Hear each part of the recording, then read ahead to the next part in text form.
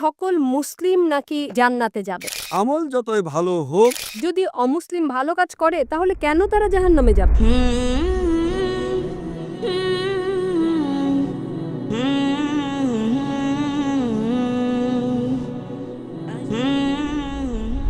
আমার নাম অনিতা এবং আমি মার্কেটিং এক্সিকিউটিভ পদে চাকরি করছি।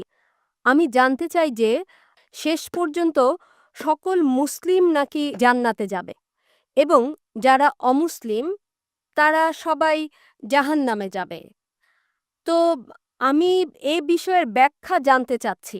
আমি জানতাম যে প্রত্যেকের চূড়ান্ত যে ফয়সালা হয় তা নিজের কর্মের ওপর হয়। তো আমি এ বিষয় সম্পর্কে সঠিক ব্যাখ্যা চাই যে সকল মুসলিম জান্নাতে যাবে এবং অমুসলিম যাবে জাহান্নামে।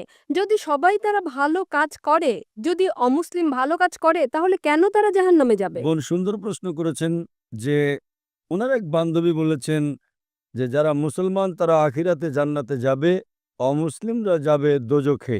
মুসলিম মানে সে যে শান্তি অর্জন করে আল্লাহ সুবহানাহু ওয়া তাআলার নিয়ম অনুযায়ী চলে, কোরআন ও হাদিসের অনুসরণ করে, তাকে বলে সঠিক মুসলিম।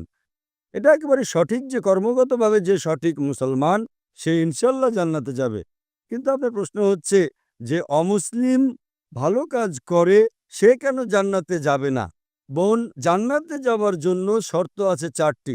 যখন আমি আমার 10ম শ্রেণী পাশ করি, আমি সেন্ট পিটার্স স্কুল থেকে পাশ করি।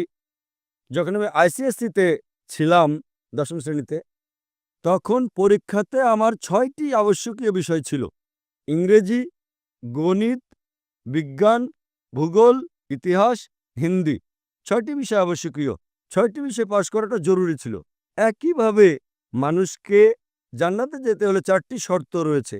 তা লেখা আছে সূরা আল আসরে, সূরা নম্বর 103, আয়াত নম্বর 1, 2, 3, যাতে আল্লাহ তাআলা বলেন, ওয়াল আস ইন্নাল ইনসানা লাফি খুসর ইল্লাল্লাযিনা আমানু ওয়া আমিলুস সলিহাতি ওয়া তাওয়াসাউ বিল হাক্কি ওয়া তাওয়াসাউ বিস সাবর। আল্লাহ সুবহানাহু ওয়া তাআলা শপথ করছেন সময়ের, আসরের। নিশ্চয়ই মানুষ ক্ষতিগ্রস্ত, শুধু তারা যারা 4টি বিষয়ে সাফল্য লাভ করে তারা ক্ষতিগ্রস্ত নয়। আর সে 4টি বিষয়: ঈমান, নেক আমল, মানুষকে সত্যের উপদেশ দেওয়া ও ধৈর্যের উপদেশ দেওয়া।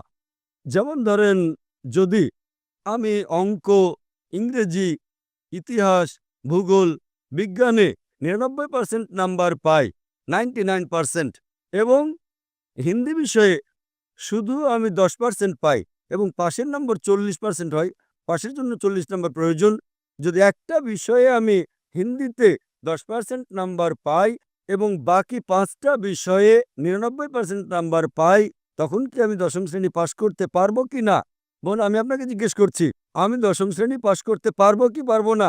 এক বিষয়ে 10%, অন্য 5টা বিষয়ে 99%, আমি 10ম শ্রেণী পাশ করতে পারবো কি পারবো না? জি না। না। কেন? যেহেতু আমি হিন্দি বিষয়ে 10% নাম্বার পেয়েছি, হোক অন্যগুলোতে 99%, হিন্দিতে 10 নাম্বার ফেল। ওইরকম ভাবে জান্নাতে যেতে হলে সূরা আল আসর অনুযায়ী 4টি বিষয় জরুরি: ঈমান, নেক আমল, যেমনটা আপনি বলেছেন, ওয়া তাওয়াসাউ বিল হক মানুষকে সত্যের পথে ডাকা, ওয়া তাওয়াসাউ বিস সাবর। মানুষকে ধৈর্যের উপদেশ দেওয়া। 4টি বিষয় হচ্ছে জরুরি। এই 4টি বিষয়ের মধ্যে যদি একটিও বাদ চলে যায়, বিদ্যমান না থাকে, যদি আপনি একটি বিষয় ফেল করে থাকেন, আপনি জান্নাতে যেতে পারবেন না।